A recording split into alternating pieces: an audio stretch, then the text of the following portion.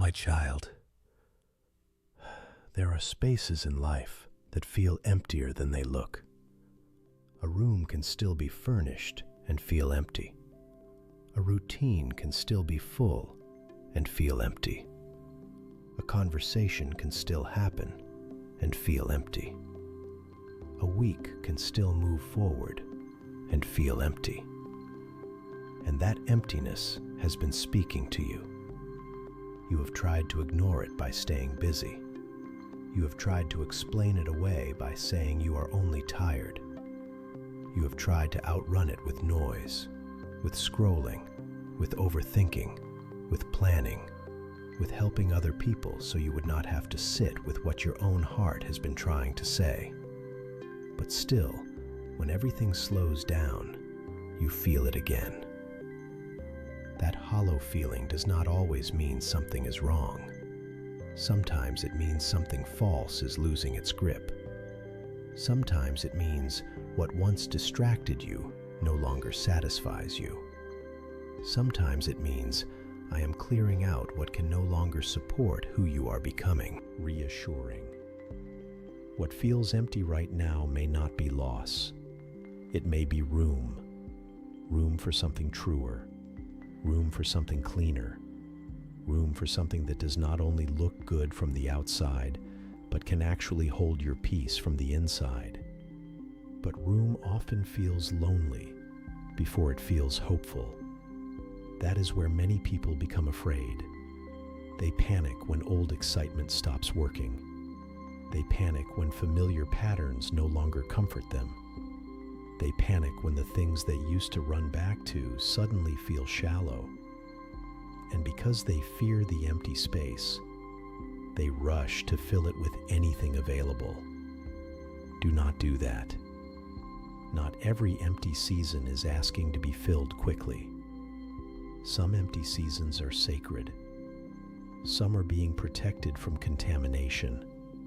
Some are being kept clear, so the next thing can arrive without competing with what should have been removed already. My child, I know the human instinct is to reach for what is familiar. Even when familiar has drained you, even when familiar has confused you, even when familiar has delayed your healing, even when familiar has kept you emotionally divided. Familiarity can feel safer than freedom when your heart has not yet gotten used to peace. That is why emptiness can feel threatening, because peace and emptiness can sound similar at first to a heart that has lived too long in urgency. If you have been used to chaos, stillness can feel suspicious. If you have been used to overfunctioning, rest can feel irresponsible. If you have been used to chasing, waiting can feel like failure. But I am teaching you a new rhythm. A rhythm where not every silent moment needs a replacement. A rhythm where not every ending needs immediate compensation. A rhythm where not every discomfort must be escaped before it can teach you something. That new rhythm is part of your healing. You have spent time mourning things that were already empty long before they ended. You only noticed the end because it finally became visible. But some connections were already empty. Some goals were already empty. Some habits were already empty. Some ambitions were already empty. They had motion, but they did not have life. Motion is not always life. You can be productive and still be spiritually dry. You can be surrounded and still feel profoundly alone. You can be praised and still feel unseen in the places that matter.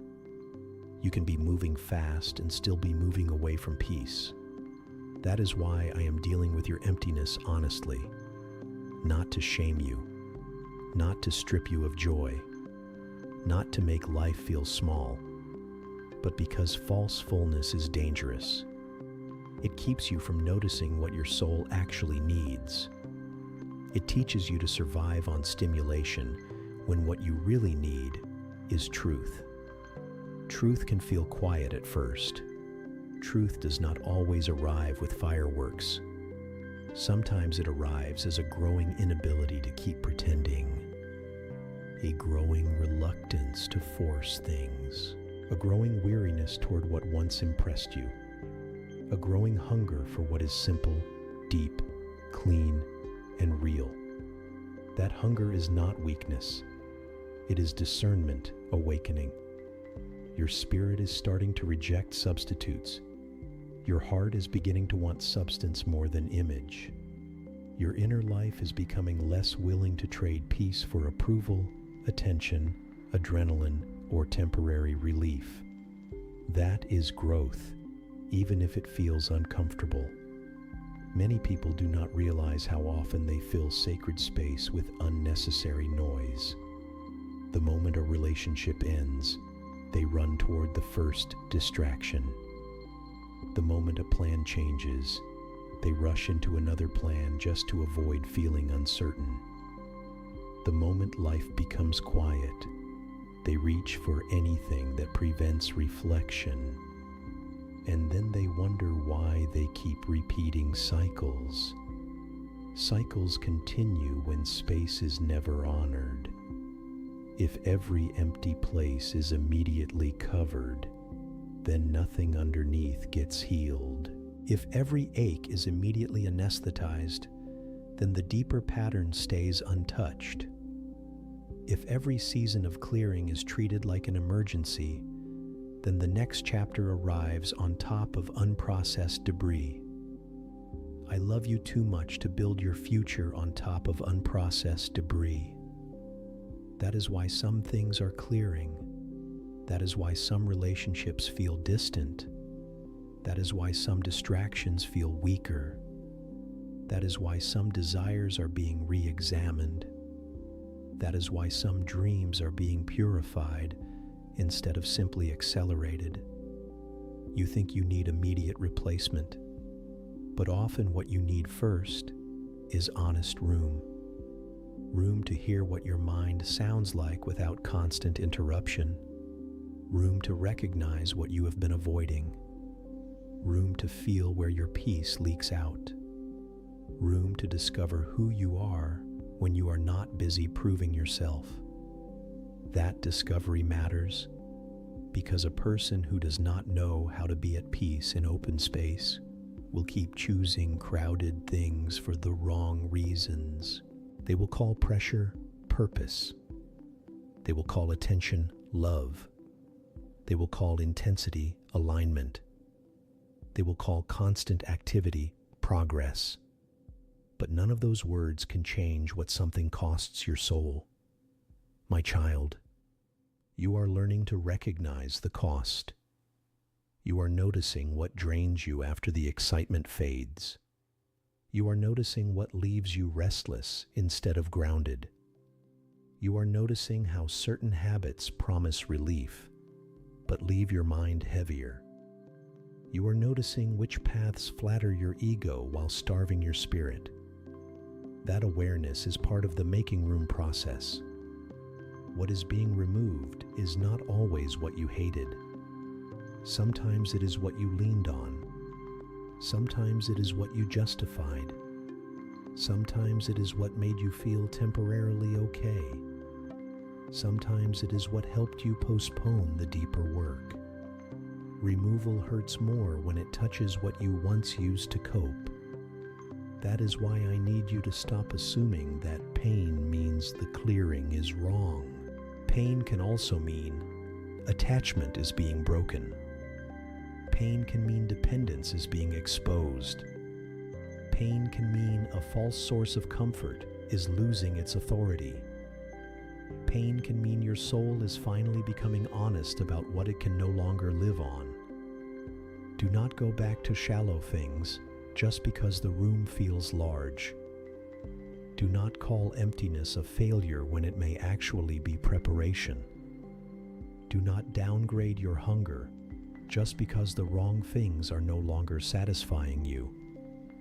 Do not force your heart to be impressed by what it has already outgrown. There is a holy discomfort that comes when your appetite changes. The old jokes do not land the same. The old goals do not excite you the same. The old patterns do not numb you the same. The old identities do not fit the same. And because you do not yet fully know what comes next, you feel suspended. That suspension is real, but it is not meaningless. It is in suspension that roots grow down, not when everything is obvious, not when applause is loud, not when outcomes are immediate. Roots go down in seasons where external proof is limited, but internal honesty is increasing. You are in one of those seasons now. That is why your private life matters so much in this moment. What you tell yourself when you feel empty matters. What voices you let define the silence matters. What you reach for when you feel the ache matters. Whether you treat the open space as abandonment or invitation matters. I want you to start treating this space as invitation. Invitation to slow down. Invitation to stop pretending. Invitation to let your real prayers come out. Invitation to let grief be grief without turning it into hopelessness. Invitation to let new desires form that are not built on comparison or fear. You do not need to know every detail of what I am bringing in order to honor what I am clearing. You only need enough trust to stop filling the room with what no longer belongs there. That trust is powerful because restraint is one of the ways maturity protects the future before the future arrives. A mature heart does not only know how to receive, it knows how to wait cleanly. It knows how to leave space untouched when touching it too soon would damage what is being prepared. It knows how to tell the difference between loneliness and longing. It knows that longing can become holy when it is not hijacked by panic. My child, longing is not your enemy. Longing is often the place where deeper desires are purified. In longing, you discover what you really want beneath the surface. Do you want relief or do you want truth? Do you want attention or do you want real love? Do you want movement or do you want meaningful direction? Do you want noise or do you want peace? These questions rise in empty spaces. That is why empty spaces matter. Not because they feel pleasant, but because they are honest. And honesty is where healing, wisdom, and true redirection begin to take shape. You are not being emptied so you can become lifeless. You are being emptied of what cannot sustain real life. There is a difference. A room is not ruined because it is cleared. A field is not wasted because it is plowed. A branch is not abandoned because it is pruned. Preparation can look severe before it looks beautiful. Trust the clearing. Trust the quiet you do not yet know how to interpret. Trust the less crowded season. Trust the shifts in appetite. Trust the fact that some things do not satisfy the way they used to.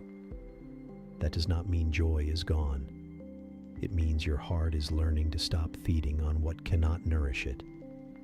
And let me tell you this clearly. I am not clearing space in your life so that it remains empty forever. I am making room for something real, something that can stand in daylight and in darkness, something that does not depend on performance to feel secure, something that does not require self-betrayal to be maintained, something that can carry peace, truth, and longevity together. But if I send what is real into a life crowded by what is false, you may not recognize it correctly. You may compare it to older patterns and misjudge it as boring because chaos trained your senses to crave stimulation. You may overlook what is healthy because the unhealthy made stronger emotional promises. That is why your senses are being retrained. You are learning to recognize peace as valuable. You are learning to recognize steadiness as beautiful. You are learning to recognize clarity as attractive. You are learning to recognize what does not have to force itself to be real. These are not small lessons. They are life-shaping lessons. Do not resent the room just because it feels unfamiliar. Some of the best things in your future will need room to breathe, room to develop, room to arrive cleanly, room to be seen without competition from old attachments. Honor that room now. Sit with me in it. Pray in it. Rest in it. Let your real fears surface in it. Let your false urgencies weaken in it. Let your inner world become less crowded, less frantic, less divided. That quiet work will protect you later. One of the reasons people miss good things is because they are still trying to use them to fill old emptiness in unhealthy ways. But what I want to bring you is not a bandage for your panic. It is not a cosmetic answer for your image. It is not a substitute addiction with spiritual language around it. What I want to bring is real, so I am making room for it properly. Do not mistake your current emptiness for permanent lack. Do not treat this season like the final picture. Do not assume that because the room feels quiet, nothing holy is happening. Some of the deepest works I do happen in uncluttered places.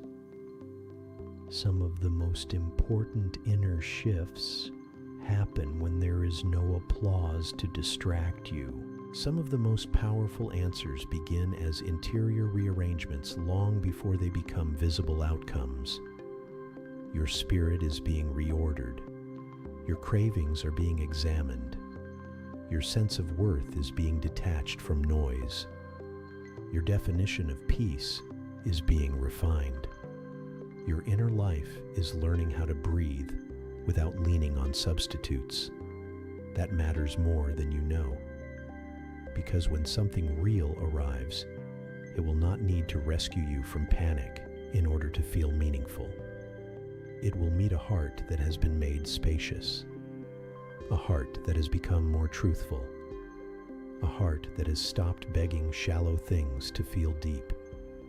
That kind of heart recognizes blessing differently. It no longer chases what sparkles. It notices what is steady. It no longer confuses attention with alignment. It notices what carries peace. It no longer begs for every open door. It pays attention to what feels clean in the soul. This is why I am not wasting the quiet, and neither should you. The room is not punishment. The clearing is not cruelty. The emptiness is not abandonment. It is making room. Let me pray for you. Father, meet this person in every place that feels empty tonight. Where they have called the clearing a failure, bring understanding. Where they have rushed to fill space out of fear, bring restraint. Where they have confused silence with abandonment, bring comfort. Make room inside them for what is true, clean, lasting, and deeply aligned with your peace. And help them trust that what feels empty right now is not the end of the story, but the beginning of a better foundation. Amen? My child, do not be afraid of the room I am creating. What feels empty right now is making room for something real. If this message reached your heart, write in the comments, "Make room in me."